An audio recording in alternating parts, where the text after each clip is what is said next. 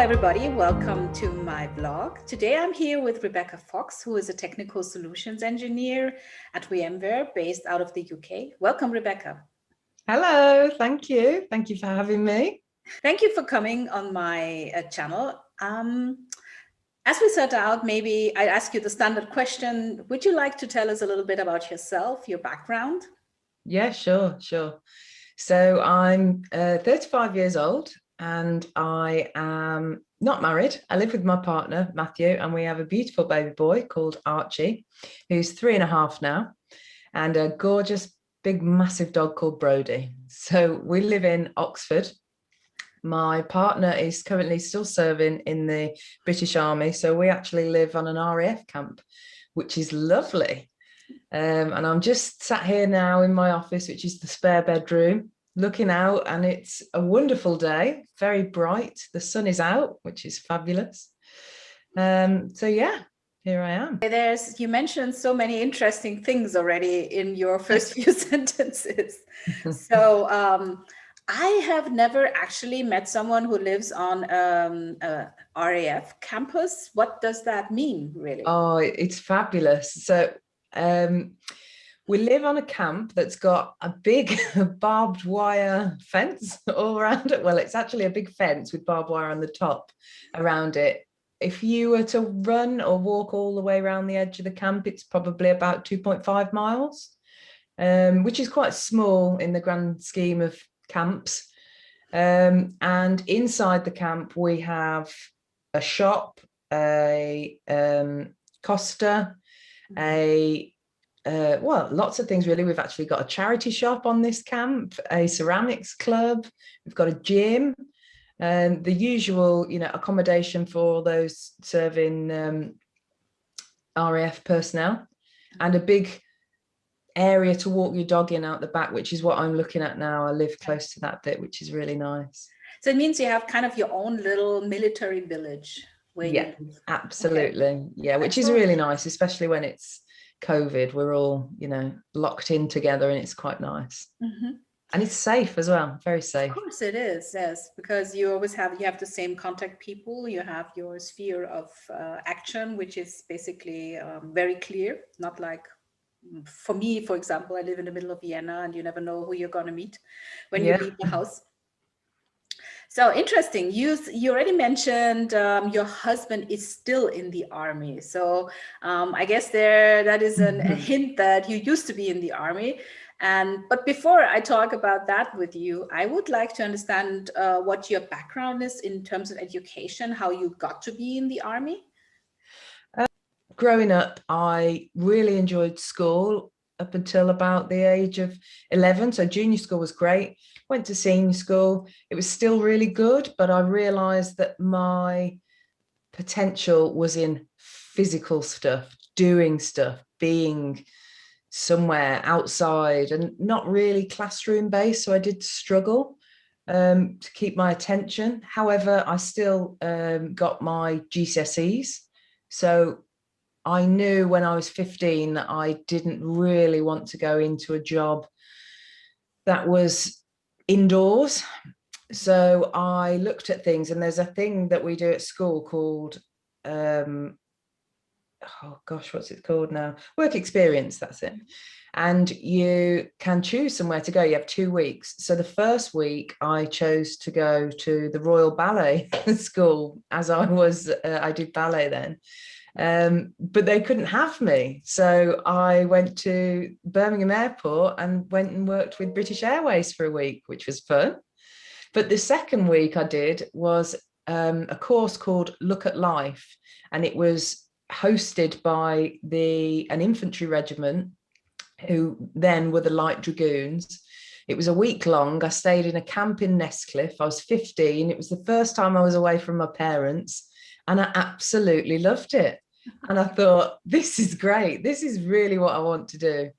So I researched it a bit with my dad, and we went to the Armed Forces careers, and they said, right, well, you know, to go into the army where you want to go, which at the time was Royal Signals, as my grandfather was in the Royal Signals, I needed 3 Cs and above. So that was it. My GCSEs were based around getting those 3 Cs, which is exactly what I did. So I didn't stay on for sixth form. I didn't go to college. I didn't go to university. I joined straight into the army at the age of 16. What was it that you saw there that attracted you to the army? Because you said you saw this, it was so much fun, you wanted to be there. What was it that Yeah, captured your attention? I think it was just the physical robustness, being outside. I was always a bit of a tomboy. Me and my sister, both of us were tomboys.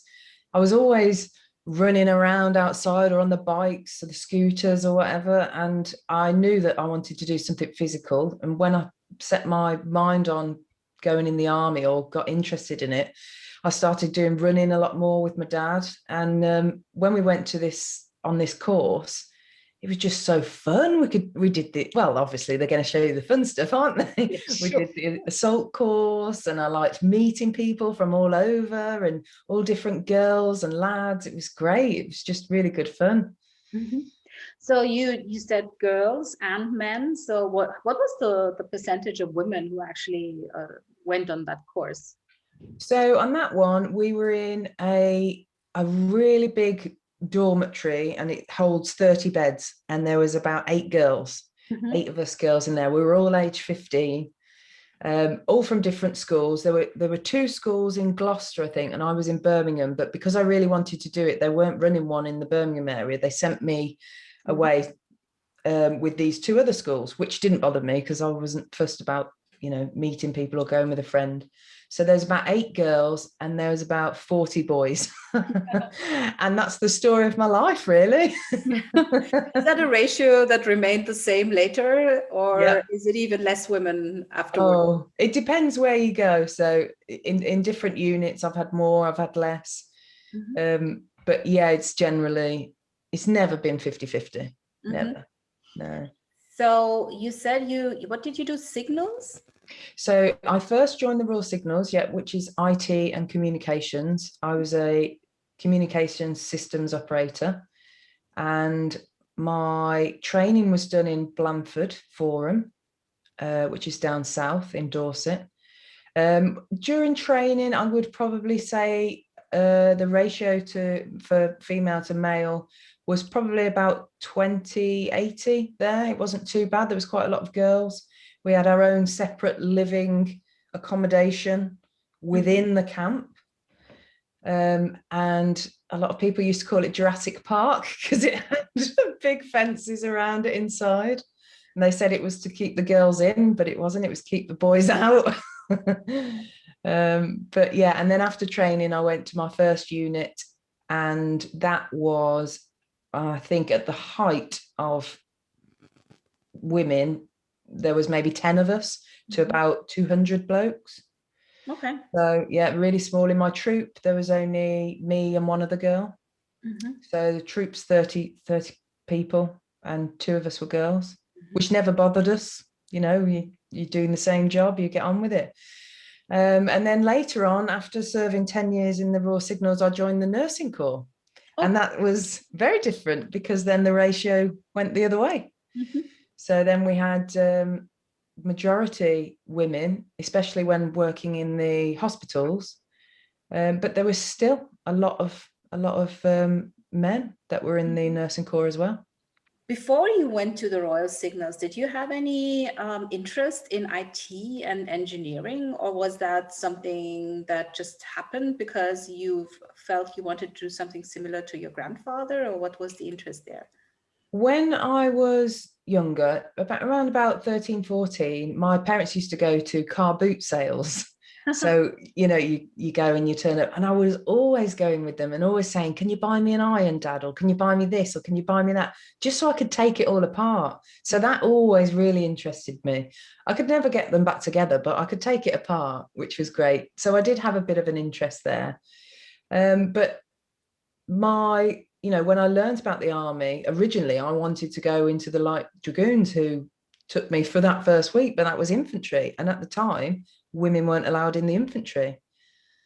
So yeah, so I opted for the Royal Signals, which sounded good. And it was probably, I was quite young. I was probably steered in that direction by the army careers officers, but I was happy to take that direction at that time.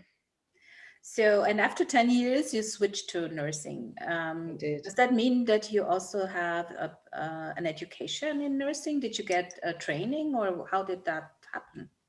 If you are to switch straight to nursing, you do go to Birmingham University and do a degree in adult nursing. However, because I joined the army at 16, I didn't have A levels, and you had to have A levels to go directly into nursing.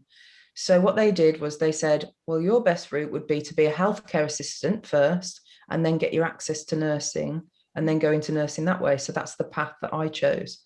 So my healthcare training was 17 weeks with a 6-week placement at a local nursing home. Mm-hmm.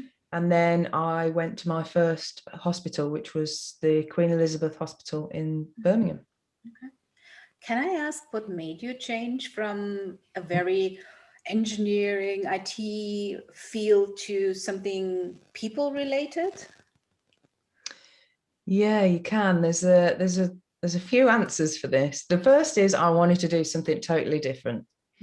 My last job in the Royal Signals was an instructor to recruits through basic training. So I took boys and girls from the age of 16 up to 32 and taught them how to be a soldier. That's fieldcraft, drill, map reading, skill at arms, all those good fun stuff, living in the field. And it was an excellent job. But after I'd finished that job, I was coming to the end of it, because most postings are 2 or 3 years. That one was 2 years. The thought of going back to a Royal Signals unit and doing communications again bored me, because I'd done some really good units. I'd got all the best ones under my belt, and the only ones left to do were quite not what I was interested in. So I was thinking of doing something, and actually a man swayed me the other way. I got married, and he felt it would be best if I took this other path that I'd spoken about. So he encouraged me to do it that way. And I said, yeah, okay, then let's do it. So I took that path. I regretted it. Yeah, because you sounded really enthusiastic there for a moment. Yeah, I did regret it. I will say that. And if I had my time over again in the military, I wouldn't have transferred. That's not slating the nursing corps at all. It just wasn't for me. But I still stuck with it for 8 years, and it was great. But you can't have regrets in life, and that's just one of those things. We did get divorced 2 years later, and I was still left in the nursing corps. Oh my God. So there we go. Don't always follow a man. Yeah, but 8 years is actually a long time to do something that's not quite what you want to do, right? I mean, that's quite a chunk out of your life. It is, yeah. But in the military, once you've transferred, it's very hard to transfer back. So I did try to transfer back within the first year. That wasn't an option. So they put me back into training, which was great. So instead of training the recruits like I did before, I now trained phase 2 soldiers. So these are soldiers that have been through basic training and are now doing their core training, so their medical skills. So I went back to that side of things, which was great. I did that for 2 years. And then when they posted me back to the hospital, they asked me, would I like to go in A&E? And I said, absolutely.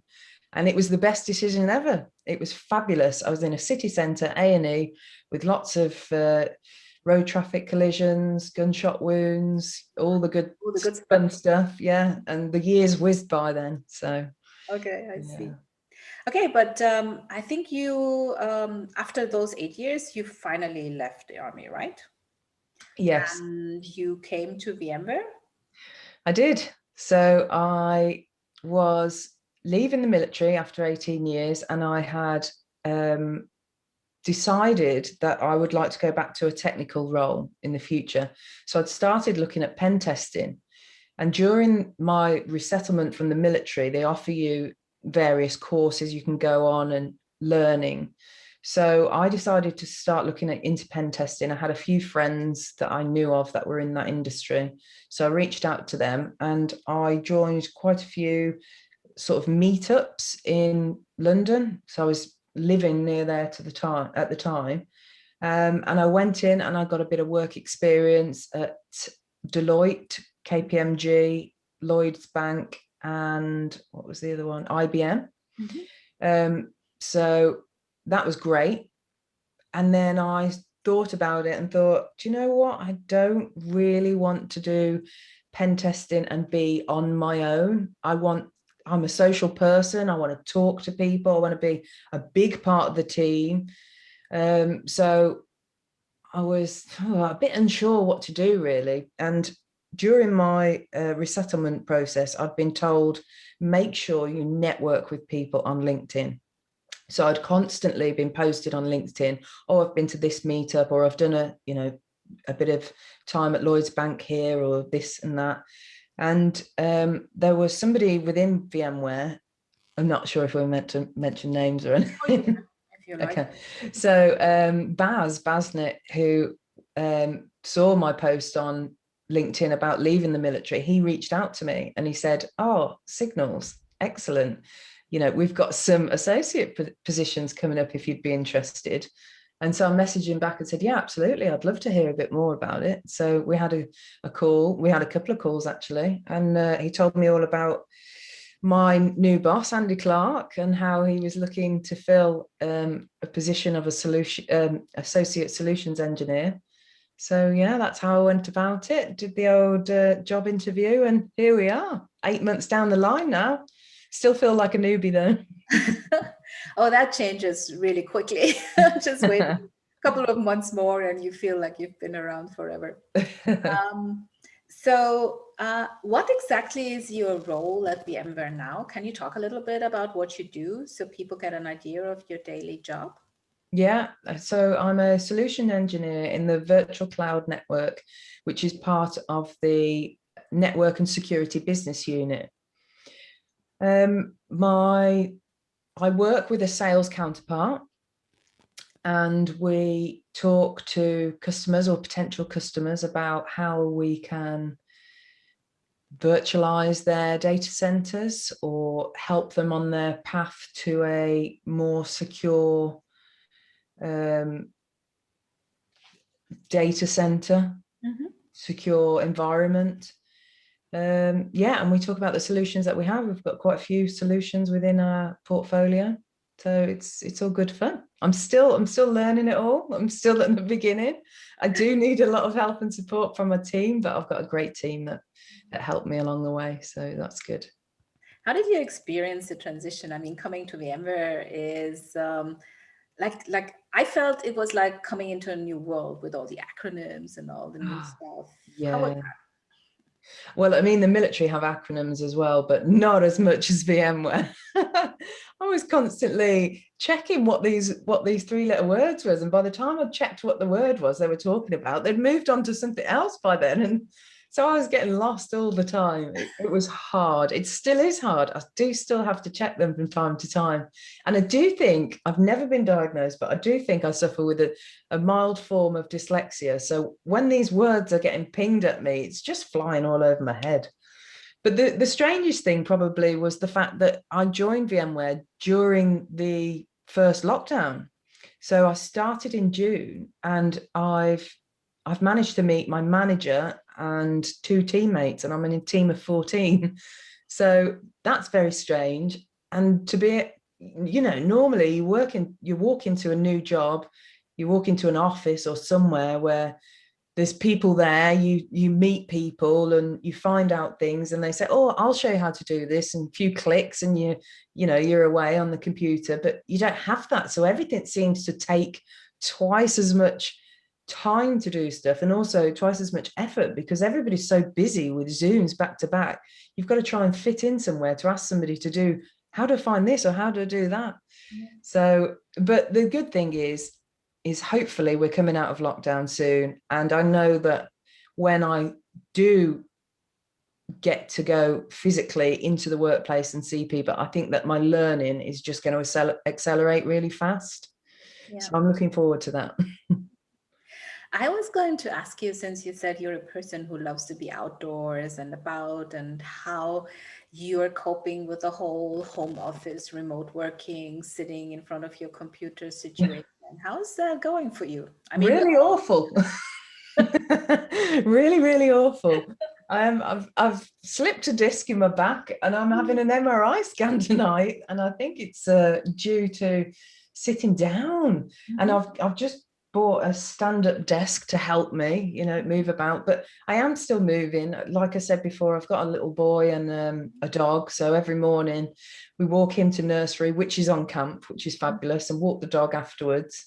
And I've just got to take small breaks all the time, not just because of my back, but just because of Zoom fatigue. It is real.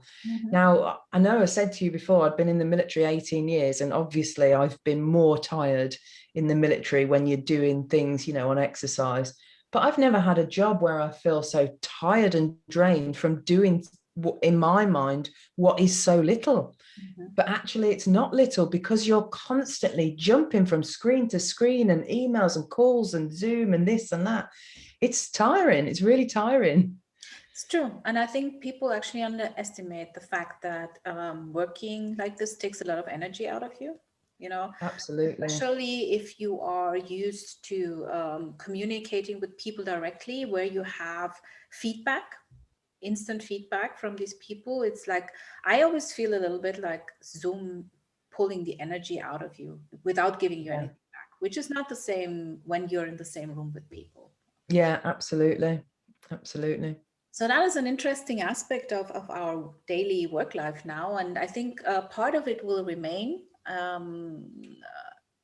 The way we work in the future will, of course, partly be remote. And I feel there's some upside to that. You say you have a little boy, right? Yeah.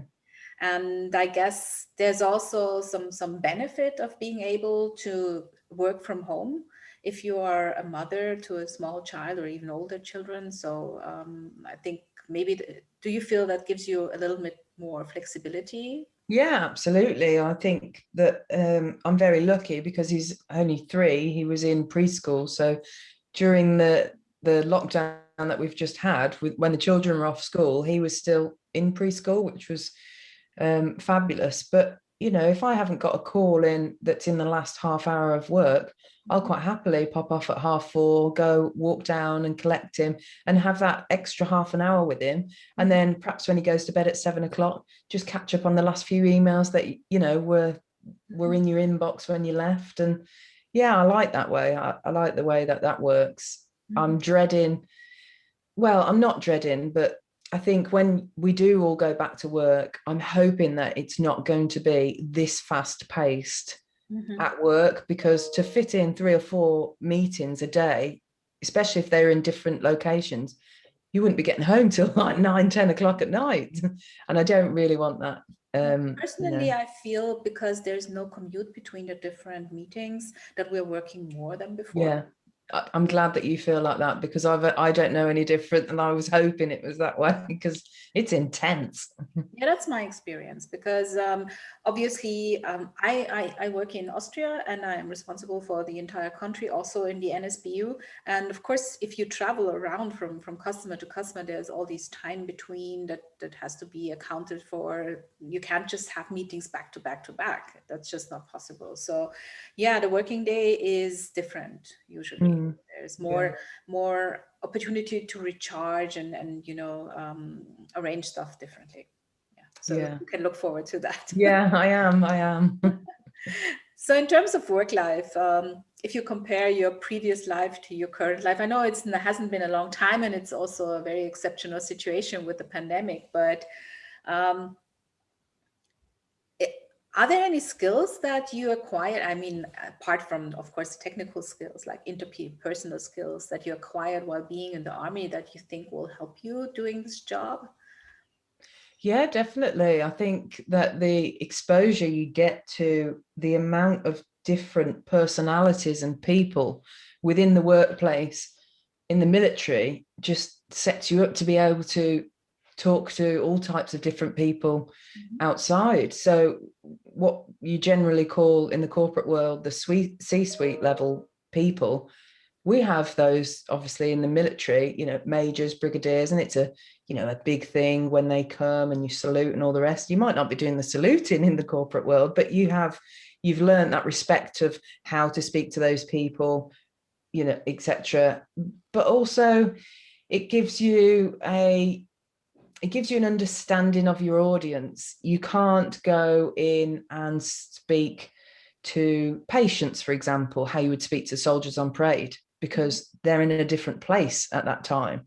You don't speak to the soldiers on parade like patients, vice versa. So I think that it does really give you an understanding of your surroundings, who you're talking to, how you should talk to them, and just general life skills, really. Mm-hmm.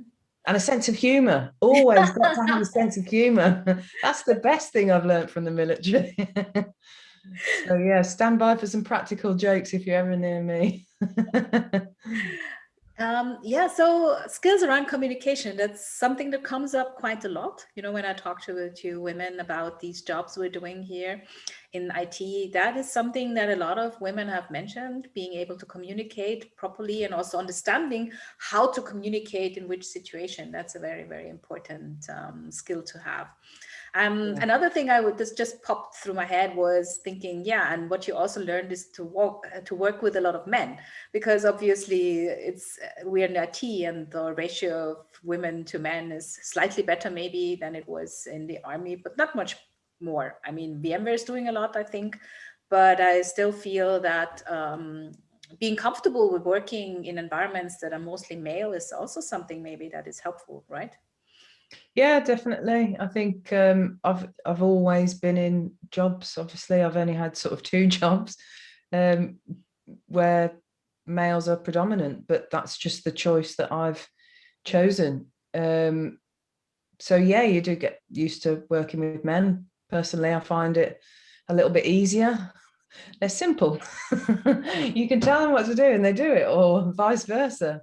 Sometimes I think women think too much about things or think there's hidden meanings behind things. There's not. Let's just all be out and open and simple. So interesting that you would say that, because I had another interview just recently with a young woman who's also based in the UK, and we talked about the fact that obviously we're all not really accustomed to working with a lot of women because of our jobs. We are just accustomed to working with men, and also that we also feel that working with men is easy. When you look at it from the outside, you often get told, oh, this is a male dominated field, it might be difficult for you, but it's not necessarily what you experience when you then go into IT. I mean, I also find it easy to work with men, and I think that's something we should emphasize when we talk to women who want to go into IT, that it's actually good fun to work with men and it's not that hard. Yeah, definitely, definitely. I think there's some soft skills that women bring to it though. But Mhm. the men never remember when it's somebody's birthday, or do you think we should send flowers because so and so's had a baby, or so and so, those sort of things are where our strengths are. But sometimes the men have got strengths in the other places. Right. So So I yeah, think what compliment. really helps is having both, and like complementing each other. And I do feel that you're right. Women usually bring some extra skills to the table, which are usually things like making the whole workplace a little more humane. Yeah, yeah. About people's needs and their birthdays and maybe their children and stuff like that. So yeah, that does help a lot. Yeah, definitely. So apart from the fact that we know that it's easier to work with men, maybe what else would you tell a young woman who wants to come into the field? What advice would you give her? Oh, do you know what? I would absolutely 100% say, you just do whatever you want to do. If you want to go into a job that's male orientated, then do it. Who cares? If you want to be a nurse or a teacher, or, you just do what you want to do and don't be fazed by it at all. I think the sooner you get exposed to male, probably more male environments, more female environments, who cares? It doesn't matter. It's all the same. If you've got a real interest and a real passion with something, then go for it. Mhm. Thank you for that, because that's also something that I feel we have to emphasize again and again. It's not about are there more men, are there more women in the field? It's about what you actually want to do, and you shouldn't let people Absolutely. discourage you by telling you this is not for you. I think, yeah, if you Yeah. want to do it, just go ahead and do it, and you will.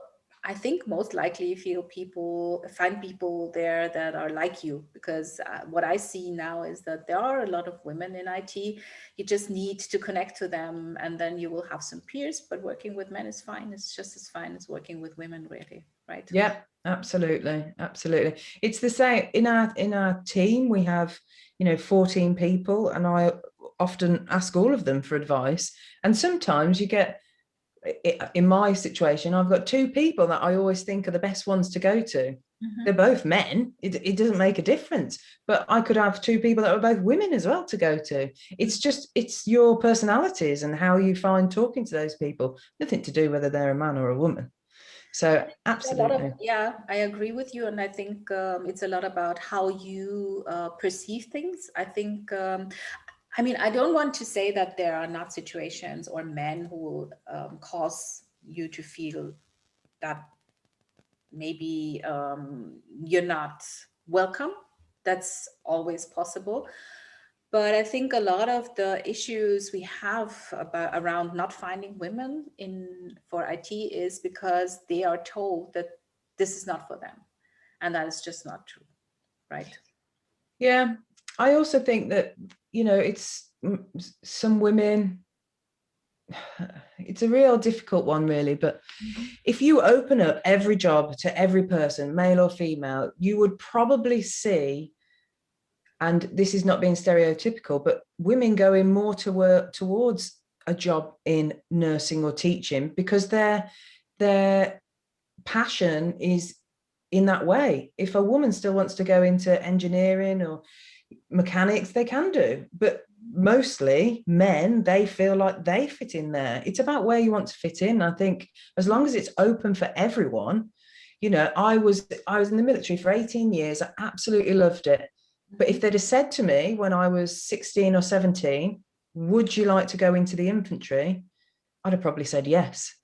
Now I've had children, absolutely not. I would not like to go into the infantry at all. But that option is open now. That's open for women, which is fabulous. If people want to do that, absolutely go get it. Do it. It's about having the options open for them Yeah, and that's not one being put important thing. off by people saying you can't do something, because you can. If you want it bad enough, you can go and do it. I agree. I think it's important to see that we now have the choice to Yeah. go into the career we want to. And the other thing is that I was just thinking about when you said that women would tend to gravitate towards nursing or, fields like that. It might be because women tend to choose careers where they feel they can help people, Yeah, where they can do something for society.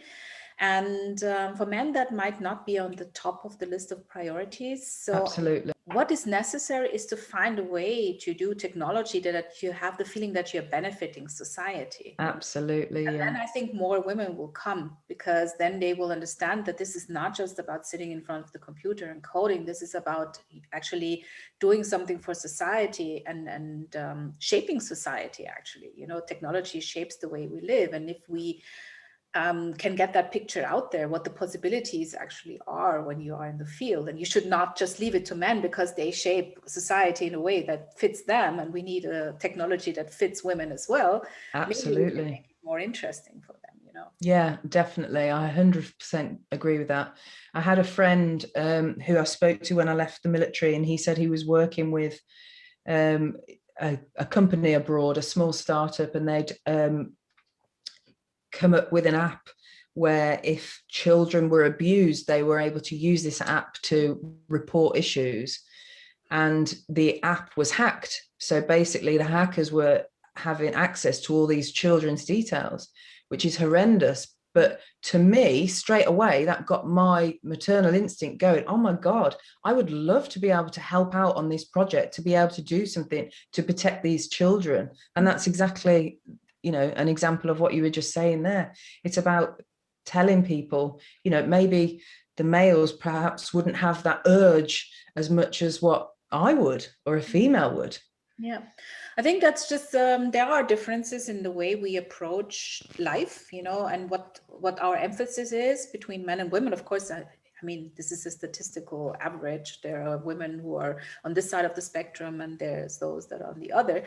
But on average, we tend to gravitate between to fields that give us more meaning. So I do also from time to time think about what I am contributing to society with the job I'm doing at the moment. So this for me is obviously higher up on the agenda than for other people probably. Who I think what we are doing here is maybe a way to show women that you can actually go into technology and Make a actually do difference. something, Yeah. for society. And that's, I guess, something maybe I would like to tell young women as well. You going into technology does not mean that this is a completely scientific mathematical job. It's also about shaping the future. So Yeah, mm. definitely. So Definitely. do whatever you want to do. Don't let people tell you not to do it, and understand that also in technology there is ways to do good. Yeah, absolutely. Mm.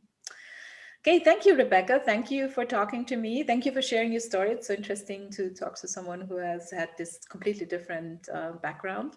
I kept it tame and I didn't swear. You'll be pleased. Okay, bye, Rebecca. Thank you. Bye-bye.